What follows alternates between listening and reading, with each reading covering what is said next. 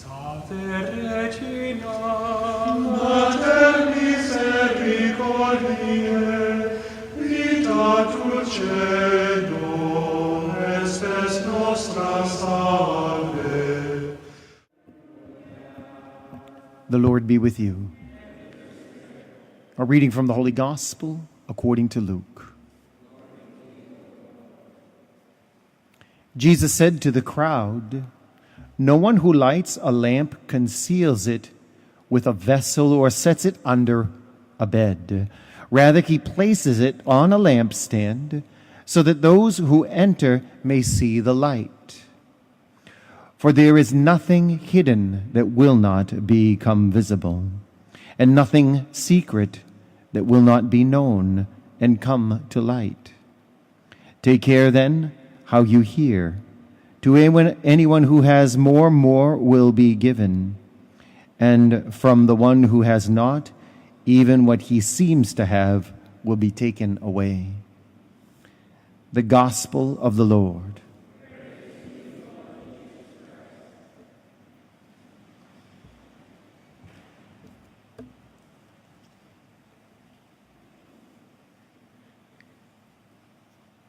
From the book of Ezra, we're reminded that this great pagan king decides he wants to help the people of Israel rebuild their temple because he has a profound respect for their God. And he even admits here that is that God that gave me all the power that I have right now. And we're asked also, however, to rebuild a temple. All of us. The temple that we're rebuilding is the fact that because of original sin, the body, the temple of our body, is in ruin. But in baptism, it's restored because the presence of God enters into us, and we become a living sanctuary. And this is something that can't be hidden, Jesus says in the gospel. The candle that's given to the child at baptism, or even the adult when they're baptized, the candle that's given becomes a testimony that the light of Christ is in you, and that can't be extinguished. Some of you may or may not remember Father Don Clinton was an associate here for a while.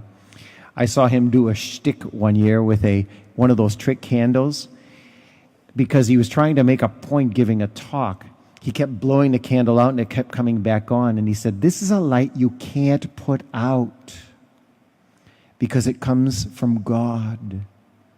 But some of us are really good at hiding it." And yet Jesus warns the crowd that sometime the light is going to be revealed. And this is where the crowd he's talking to moves from being just the crowd, the casual listener, to being a disciple. When the light stops being hidden and you allow people to see that Christ is in me. And it may happen in very, very subtle ways. It could be in the way that when everybody's gossiping, when it comes your turn, you say, "I don't really have anything to say on that." Or when everybody's talking about what they're viewing on their phones, you say, "I don't have anything to do with looking in that."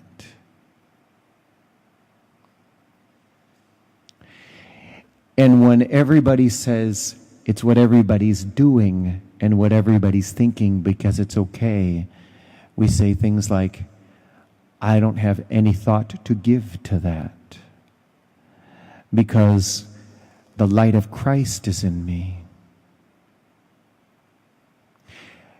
One of the things that might be a good test of what compromises the light is you might want to ask yourself, would that thought, would that act,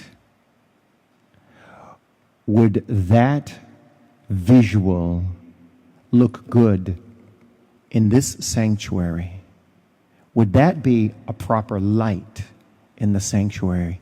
If the answer to that is no, it is something that should be cast out because it is impeding the light of Christ in us.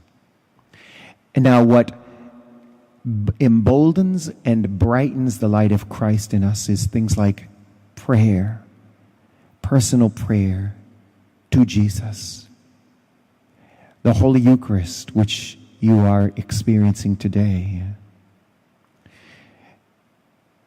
and the life of virtue, which we should be experiencing every day. And let me define that for a minute, okay? Virtue is, there are theological virtues that come to us by grace, but virtue is also cultivated by our actions and our behavior. Strictly speaking, the definition of a virtue is choosing the good and doing it habitually to the point where it becomes what you do naturally.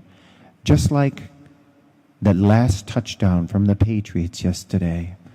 He goes back, just lets it sail, and there we go. We win the game. It's almost like they win every game that way. It's just so natural. But that becomes from habitual repeating of good things. In Tom Brady's favor, it's the repeating of good training and practice. And in a sense, we are every day in the school of virtue to be practicing doing the right thing and the good thing, but not the right thing and the good thing according to social conventions, but the right thing and the good thing according to what it is to be the light of Christ. Regina Celi, let us